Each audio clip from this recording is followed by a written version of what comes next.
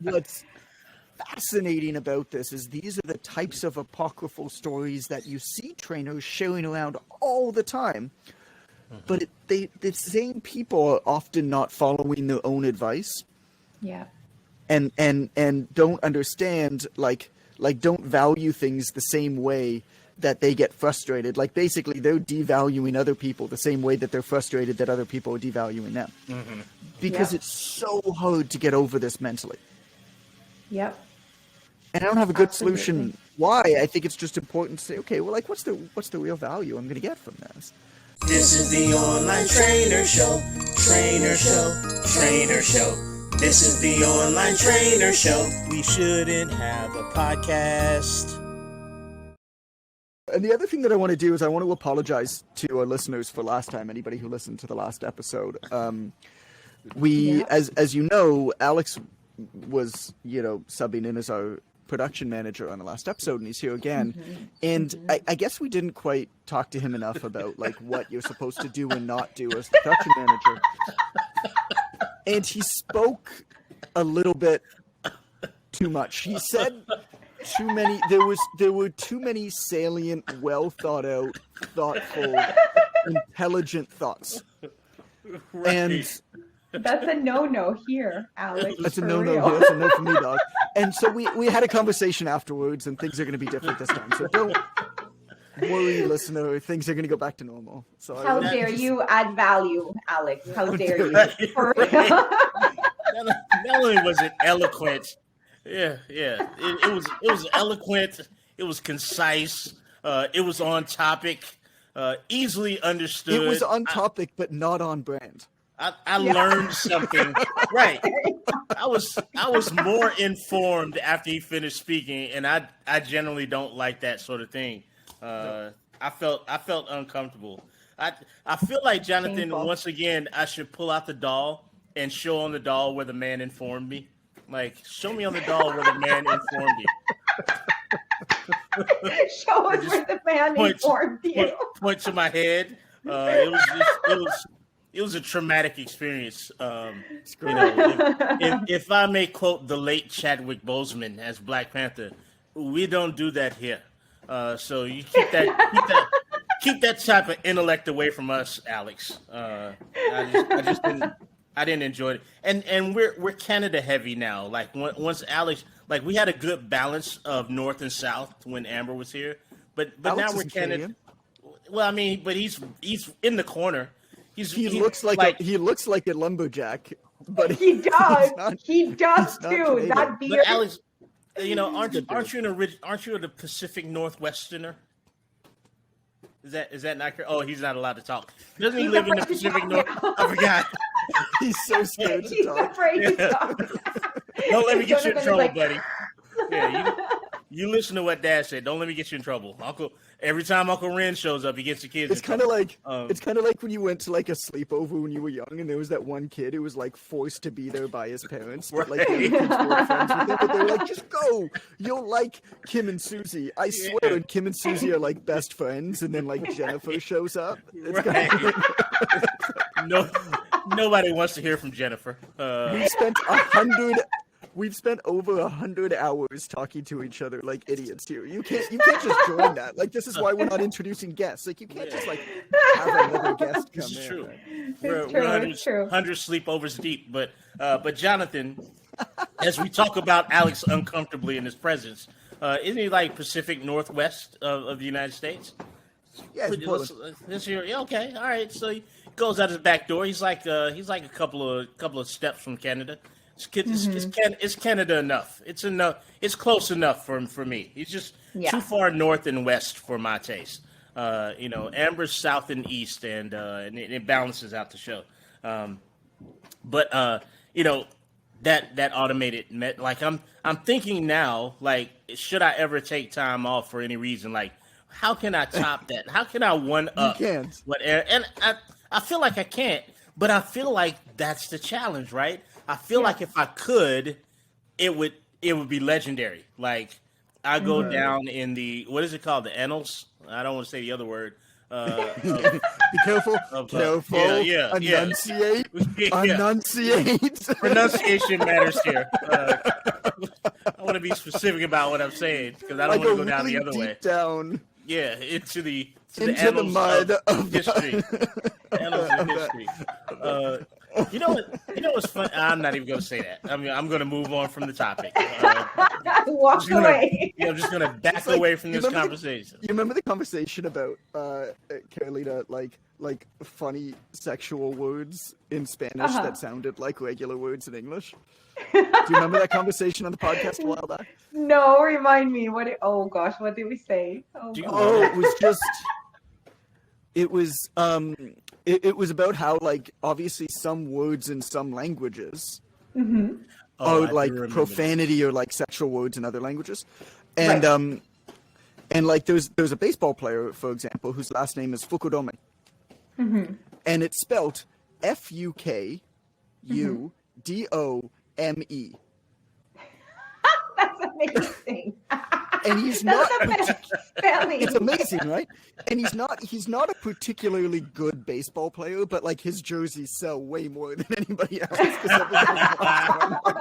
Just like funny cross-cultural stuff like that, right? You know what? This reminds me. It was this time last year. It was Mother's Day last year. Remember, Keto, when Kmart had that Is faux it Mother's pas? Day? Yeah, it'll be. Yes! Remember? And they were trying to say Yes! something for moms, but it was actually it was fellatio. It was fellatio in Spanish. Yes. Oh my God, that is so. I remember now. Yeah. So they had an advertising campaign, and it was a yoga. Oh yeah. They used the word namaste, but they tried to make it with mama, like with mom. Yeah. So they spelled mamaste. Oh my God, I said it out loud. Okay, any Spanish speaker listening right now is going to be howling. Yeah, Anyway, that means like oral It's sex BJ, it's in BJ. Spanish. Yes, it's a BJ in Spanish, Yeah. which is hilarious. And that's what happens when you don't have, diversity in your teams, right? That's right. So Diverse cultural staff. I have a friend who's a chiropractor in London, Ontario, and his name is Dr. BJ Hudick. Right. And his last name is spelled Haodick. Wow, you cannot make that up. Like, And every once in a while, you can look him up, Dr. BJ Hudick, next is Now- and if it's funny because on his Facebook and stuff like that, every once in a while, like some meme site or something like that will like get wind of it, and there will be like a million reactions to it, and he's just like, well, gonna be another one of those days. oh God. Like Yeah. BJ Hardy. Oh. Like, but Can't do that. how bad can his first name be? Just call That he yourself would- Brian Johnson. Just Right. Brian Johnson. How bad could your first name be Billy Joe. that the substitute the substitute you would go with is BJ, knowing Right. that your last name is right? Like So I just of course the Toronto Blue Jays, Uh-huh. right? So everybody goes to the Toronto Blue Jay games and has huge signs up that say "I love BJ's" oh my god. Right. at the stadium. Right. Yep. Oh man, Amazing. this will air after Mother's This is Day, why. but Well, this is one of the things. Yeah, and also as a husband to a mother, I sincerely want to thank you for telling me that Mother's Day is coming up because I would have screwed up that one really. It's this Sunday. You gotta remember. Yeah, you guys really helped me out there. Actually, if anybody knows any gifts for mothers, that'd be great. Amber I usually think- does it. You know, it's funny because this isn't what we're talking about today, but this idea of like professionalism in the workplace, and obviously we are not abiding by any of those rules here, and this idea of like, oh, do you talk about like sexual things? Do you talk about like poop and stuff like that? It's like, well, if you think about it, I mean, if you don't think it's funny, you're lying, right? Like it's such a democratizing agent. Which is what I really love about it. It's like the same as like Coca-Cola. You know, there's a famous Andy Warhol quote. What I love about Coke is the president of the United States can't get a better Coke than I can. All the Cokes are the same, and all the Cokes are great. And I paraphrase that, but I mean that's effectively the quote. And it's like what I love about poop is everybody poops. You know, like It's do. true. like think of the Queen in Buckingham Palace. Yep. She's gonna poop. She poops. They have a morning when she wakes up. Right? Maybe she's an evening pooper, okay, Jonathan? We don't know that. It's one of those things that behind all of these, yeah, that's true. Behind all of these facades and things that, clothes and trappings and that we all like pretend like we're different from one another. It's like, nah, we all. Okay, I love that you're mentioning poop right now because I have a story that ties perfectly into this. There was a squirrel. Look at my name on the screen, Drunk Squirrel Whisperer. Anyway, yesterday there was a drunk squirrel in my yard. Like it was stumbling, it was trying to eat, but it would fall on its side. And I'm like, what is happening here? So then first we're like, haha, that's really funny. And then I'm like, I think this squirrel had a seizure or something. Like there's something neurologically not okay with this, right? So then, of course, I go to the Google machine and I'm like, why does my squirrel look like a drunken pirate? And then Google tells me that that's actually a symptom of the squirrel being infected with a ringworm that lodges in their brain and affects the balance area of the brain, and they get it from raccoon poop. Holy crap. Yeah. And that's not all. Surprised. I also found out that although very rare, it can be transmittable to humans as well, including children. And I'm like, oh, new fear unlocked. Like every single time that I'm hiking in the woods, I'm gonna be like, is that raccoon poop? Is that raccoon poop? Is that like, don't touch it? Like, right? Like, how God. awful is that? But anyway, you didn't know that squirrels. There you go. There's something with me and squirrels that I will never understand why they, they appear in my life. They're a constant in my life, and now I'm gonna start just embracing it. Yes. Yeah, I think it's really valuable that we're educating on this podcast about all types of things. Don't I learned that. I didn't play know with that raccoon poop. because they might get ringworm, which is going to mess up their brain, which is going to have them look like a drunken pirate squirrel. Okay. Yes. This is what we You are do welcome. Here. That's It's my actually on PSA. WebMD. If you look at like symptoms of ringworm in children, it says drunken pirate squirrel. Yes, really- it's legit. Sweet Lord. We should get to the topic though. No, should we Finally talk hit the about it? I bottom. can introduce it. I can. Yeah, you want me to introduce the topic, Please. Jonathan. Save us from ourselves, for God's sakes. So let me read you the note. This is again in our Online Trainer Academy students group, which, by the way, I mean, I love that community, man. Our students and alumni community is really special. So this is from Connor, who posted this a couple hours ago, and he said, "Hello, everyone. I have a quick question regarding remote coaching. I finished the Academy Level 1 course and since have built up a good base of clientele. One problem I'm having is feeling like I'm overcharging particular people. Mainly, when clients are going well, I have very little to say but to affirm that they're doing great. Maybe a little input here or there, but really very minimal. I understand this is a best case scenario because everything's going perfectly, but I still believe a lot of clients would then take this as, I don't need him, or he's charging me for advice I didn't even ask for. Is there anything you folks do to add to your service for clients who don't need too much attention?" So that's what brought up this topic. And I responded to it. And I'll read you a little bit of my response, and then, I'd love to get into a bit of conversation with it. I said, number one, the reality of online training is that there's a lot of upfront effort and less as time goes on. That's why the upfront effort is worth it on your part. Additionally, you say above that you feel you're overcharging people and continue on to outline some stories that you're telling yourself about how others feel. This is totally normal. But I'd suggest to put this through the fog filter. Is what you're telling yourself a fact, opinion, or a guess? Is that what people are actually feeling or saying or acting upon? Because it certainly doesn't seem that way. Now, the key here is value is not directly correlated to effort. It's important for all of us to look past that mindset that's been so ingrained into us in the dollar per hour trap that we all fell into, training clients per person. Your job is to give a client what they need when they need it. It's to optimize for the client. And then I just said at the end, and I said this poorly because I didn't write it well, but I'll say it more succinctly here. The reality of it is, for a lot of people, giving them more is actually a worse service. Like, I don't want you to bother me, right? Like I don't want you to, and so people were like, oh, have you thought about doing extra challenges with them or anything like that? Like, I'd be annoyed by that because I would feel in some way obligated to participate or at least respond as a client. And I don't want anything to do with it. Like, I'm already too busy. This is working for me. Like, why bug me? Why? feel like you need to. And so what I thought was really interesting about this is because it's so common and it's such a hard thing to get over is this idea of effort correlating to value. Of I feel like I'm not physically laying the bricks, and as a result, I can't continue to be charging people. But like, that's not how society values things. That's not how people value things. So, yeah, I thought it was a good topic to talk about because I imagine it's pretty common. It's certainly something that I had to get over as I transitioned out of, one-on-one in-person training. Yeah, 100%.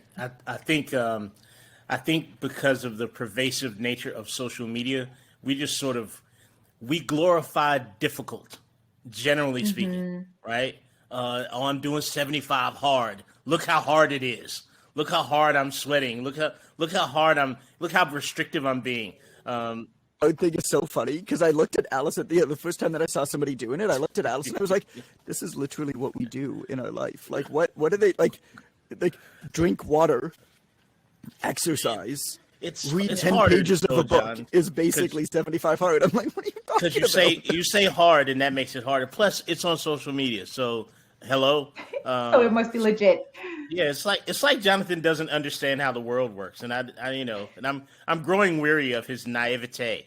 So in any case, Jonathan, if I may continue, naivete.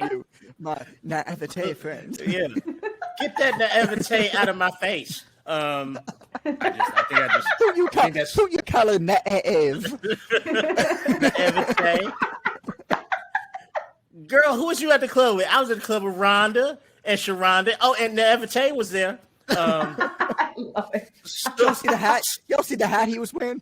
He thinks he's some sort of pirate captain or something. I was like, you ain't no pirate, Naivete.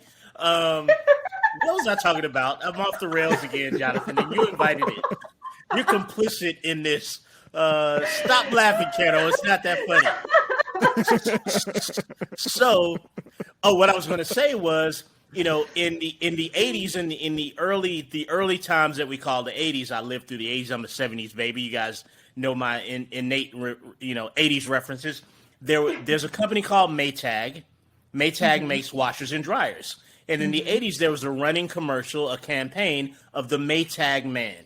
The funny thing about the Maytag man was he never had anything to do because the washer and dryer units ran so well. He was the quote-unquote head mechanic for Maytag. And what Maytag was saying was, hey, look, it's okay to not have a problem. And if you buy one of our washer and dryers, you're going to bore our maintenance people to death because they're never going to get an opportunity to do any work. That's a good thing, right? It's a good thing that your people are satisfied in the flow, doing great work, getting great results. And to Jonathan's credit, why have somebody doing well and then say, "Oh, I need to make this harder for you"? I want you to put in more effort because you're doing so well. I want to disrupt that and make it harder and make it seem like you're doing more than you actually need to do. Like, it's sort of nonsensical, but what's the root there, Jonathan? Like, why do we think that way about what we do? Is it because of the time for money thing?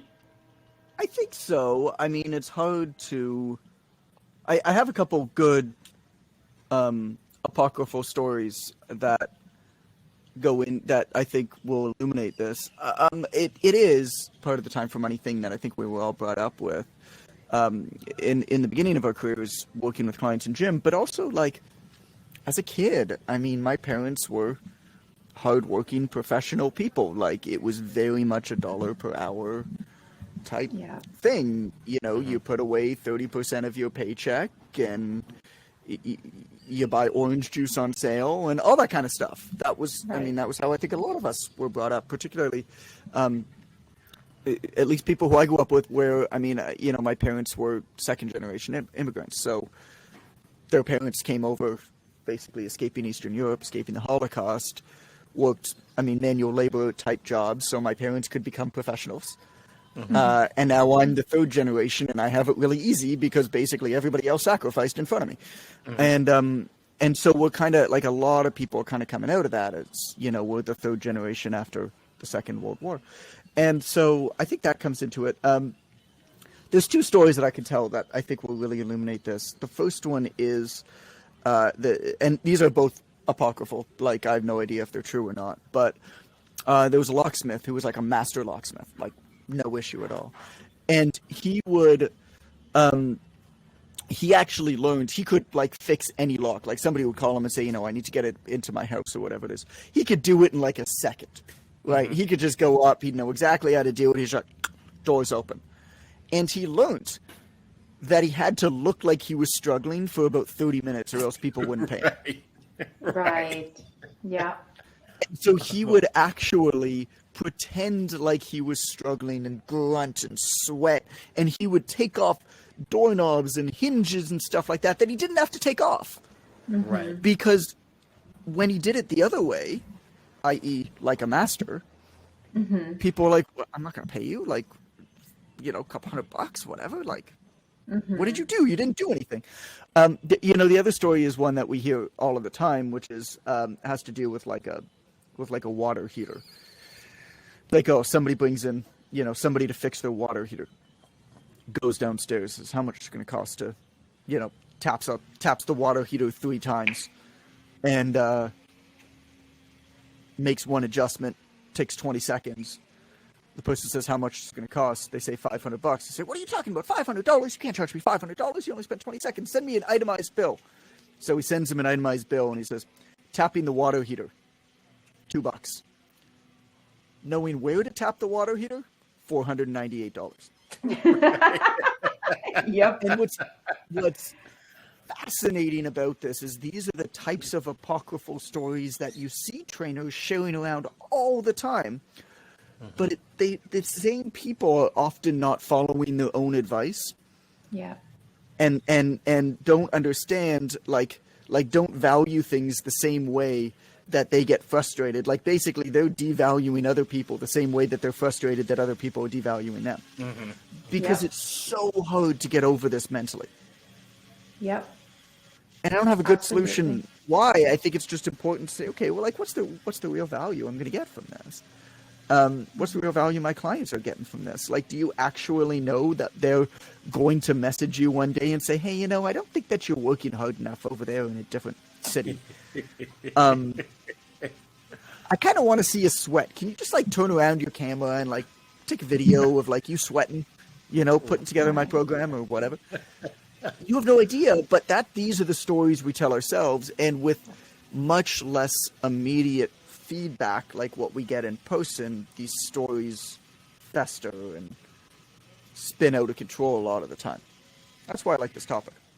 Yes, I think we sometimes forget, because this is very common also, for example, in the design world, right? And people being like, hey, can you make me a logo? And, you know, I'll tell people that you made it. Like, I don't need to pay you. Like, it's for exposure. It's like, yeah, well, exposure is not going to pay my bills, right? But it's so often like we would never think to go to a restaurant and demand they give us a bit, you know, free food for exposure.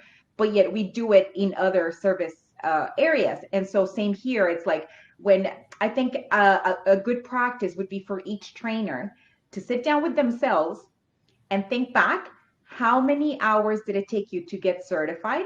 And that includes studying, gathering material, interruptions with your kids, and then the second certification, the business certification, the mobility certification, like everything that build up to the level of expertise that you have right now. How many hours went into that? And then bill based, you know, because people are paying for all that you know. They're not paying for how fast you can do things now. You're able to get things done maybe super fast thanks to the fact that you have all that experience and learning behind you. So why don't we like maybe bill based on all of that? Because it's a lot. But if you're not seeing that value yourself, then obviously your clients are not going to value it either. 100%. It's a self-fulfilling prophecy, right? I've seen the meme on social media. If I charge you, $500 for something that took me 30 minutes to do, you're not paying me for the 30 minutes. You're paying me for the 10 years that allowed me to be able to do it in 30 minutes. That's a great way to look at it. It follows along with what Jonathan just said. You know, is this an extension of, I don't know if imposter syndrome is the right word, but is this an extension of the insecurity of us as coaches, possibly? Yeah, I think so. That we sort of don't trust that it should be that we think we shouldn't be able to solve it, and it should be harder, you know, and we're not good if it's not harder. I mean, yes and no. You know, this idea of imposter syndrome, it's interesting because, like, the only people who don't have imposter syndrome are actual imposters. You know, like, oh my God, feeling that you're gonna be figured out one day. Like you're like putting one past people, right? I mean, I feel that all the time. It's like, shit, man, people are gonna figure me out, right? Like one day, despite the hundreds of thousands of items that we've sold over the last 10 years, it's like one day the world's gonna be like, nah, that guy was just blowing smoke the whole time, and it's just been my naivete that I've been buying it the whole time. Right? Like, I tell you what I heard about Goodman. He named his field hockey stick.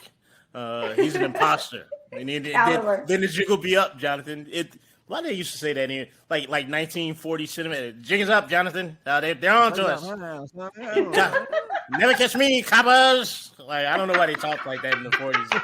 Apparently that's how you articulated it.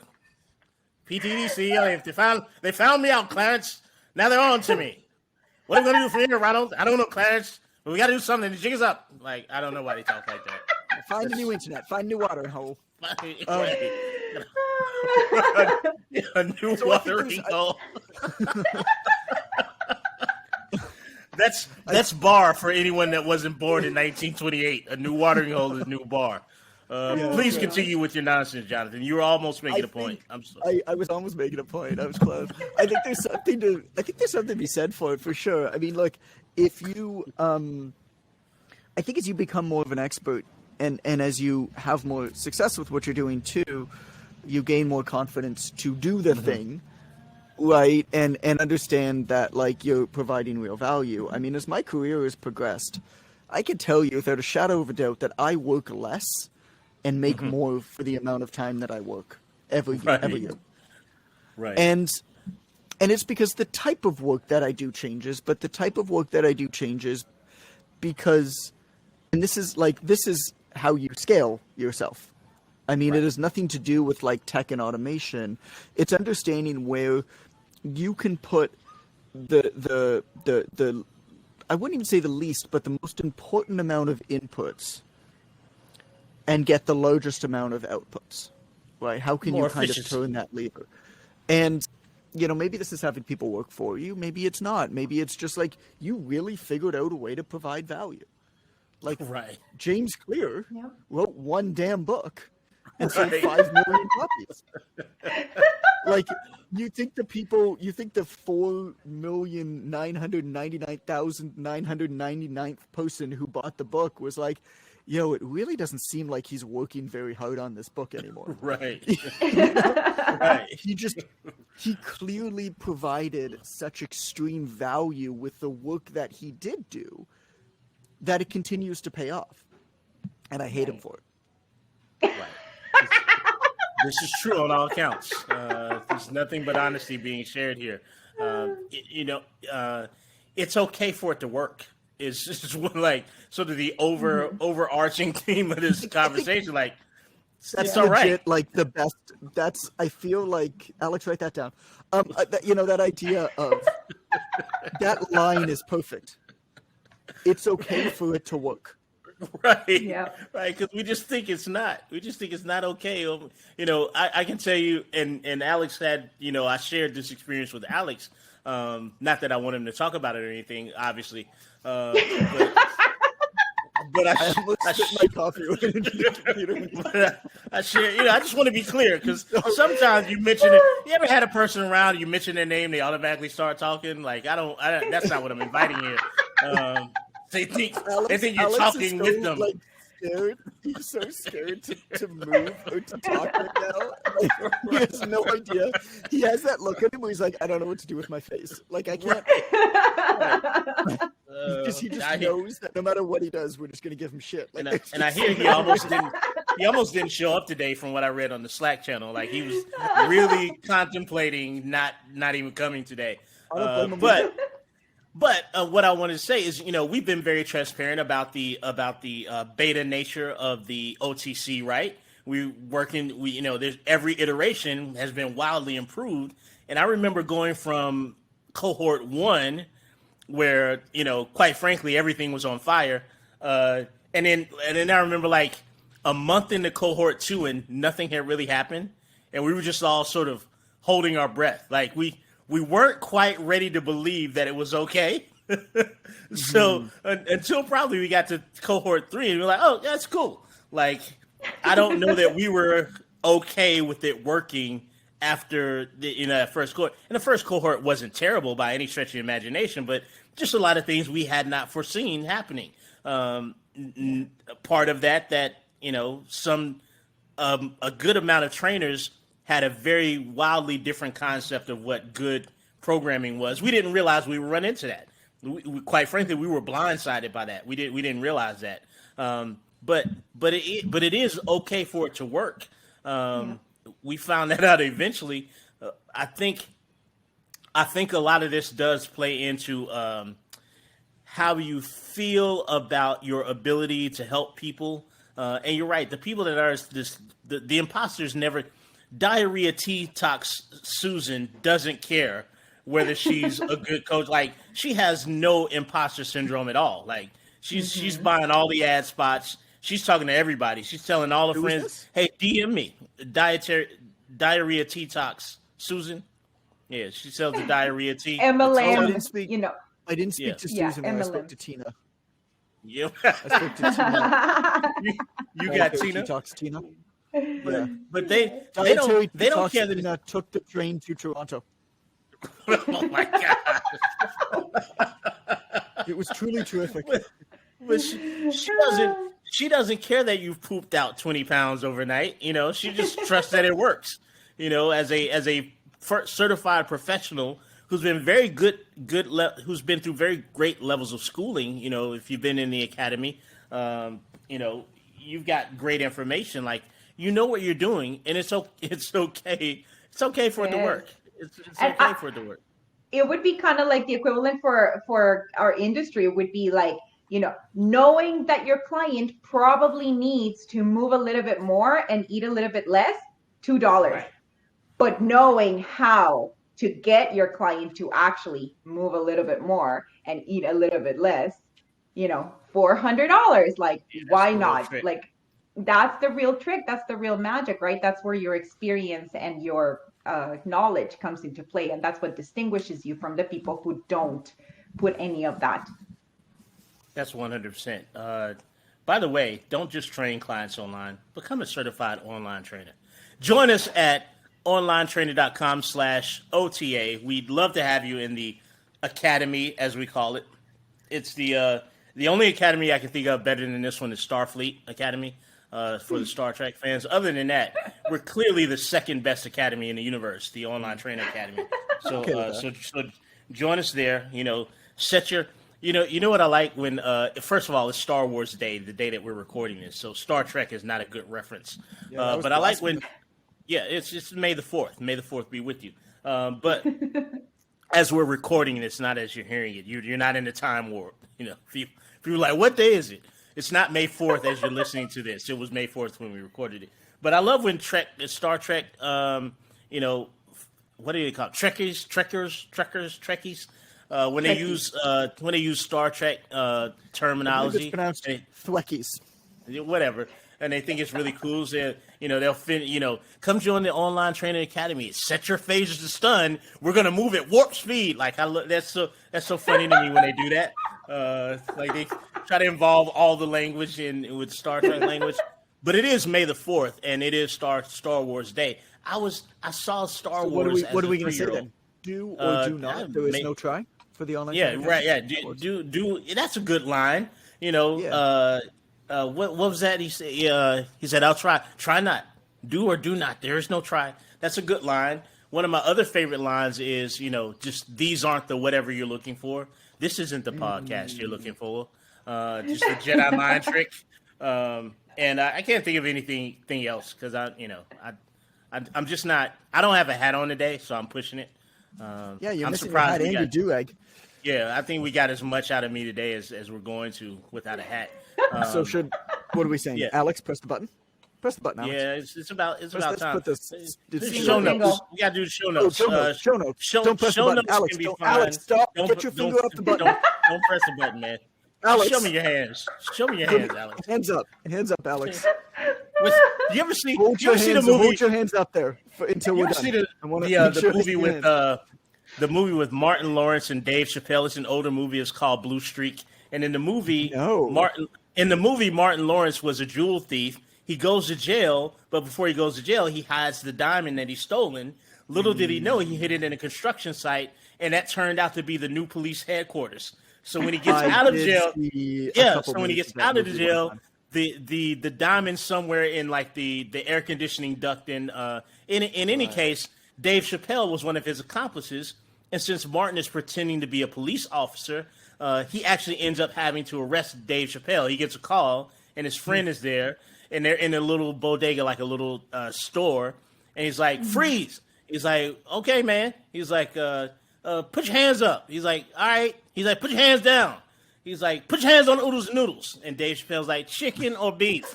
That's a great line in that movie. That has nothing to do with what I'm about to say. Show notes can be. Yeah, I don't know why I said that. I just felt it needed to be. This is what happens when I'm not regulated by a hat and or do-rag. And Amber's not here to cut things off, and Alex doesn't get to talk. He could have preempted that with something eloquently said, but Jonathan won't let him today. So show notes can be found at onlinetrainer.com/podcast. It's the best place for show notes. And, what did we talk about today? Oh, it's really a shame because Alex is so smart and so he is and so good at this stuff. But and we're going to waste him. Yes, yeah, you'll never know. It's another wasted resource here. We're definitely going to underutilize this resource in front of completely. The dozens of people who listen to the podcast weekly. Won't get to hear from him. Shout out to you, Lithuania, as always. I think this was a good episode for not having Amber and not allowing Alex to talk, and for just making up a topic. I think 20 minutes before we started. Jonathan, it was in response to something. It was in the morning. Jonathan was very responsible. It was morning. Oh, okay, all right. Well, whatever. I didn't see on it today, and Carolina was the first to respond. So, was she? I don't know what's up with you, Ren. I don't know either. Very disappointed in you, Ren. I'm falling off. Much fear I see in you. Fear leads to anger. Anger leads to hate. So, me and Jonathan and Alex and Naivete appreciate you for coming to the podcast today, the Online Trainer Show. We'll see you next time. Jingle, jingle, I guess. This is the Online Trainer Show. Trainer Show. Trainer Show. This is the Online Trainer Show. We shouldn't have a podcast.